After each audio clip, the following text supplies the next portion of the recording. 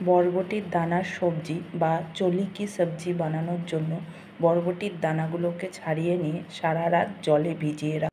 এরপর দানাগুলোকে প্রেসার কুকারে দিয়ে তার সাথে 1 চিমটি লবণ এবং অল্প একটু হলুদ দিয়ে একটা সিটি দিয়ে নামিয়ে নিন।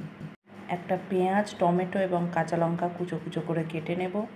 দেখুন একটা সিটি দিয়েই দানাগুলো কত ভালোভাবে সেদ্ধ হয়ে গেছে। এরপর একটি কড়াইয়ে সর্ষের তেল দিয়ে তার মধ্যে অল্প পরিমাণ জিরে এবং 2টো তেজপাতা দিয়ে তার মধ্যে পেঁয়াজ কুচি এবং টমেটোগুলো দিয়ে ভালোভাবে নেড়ে নেব। ঢাকা দিয়ে টমেটোগুলো একটু সেদ্ধ। এরপর এর মধ্যে হলুদ, লঙ্কার গুঁড়ো, জিরের গুঁড়ো, ধনের গুঁড়ো এবং স্বাদ মতো লবণ দিয়ে ভালো করে নেড়ে নেব।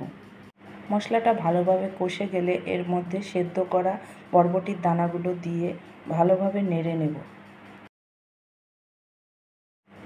এরপর এর মধ্যে সামান্য পরিমাণ জল দিয়ে ঢেকে 5 মিনিট রান্না করে নিলেই তৈরি বরবটির দানার তরকারি বা চলি কি সবজি।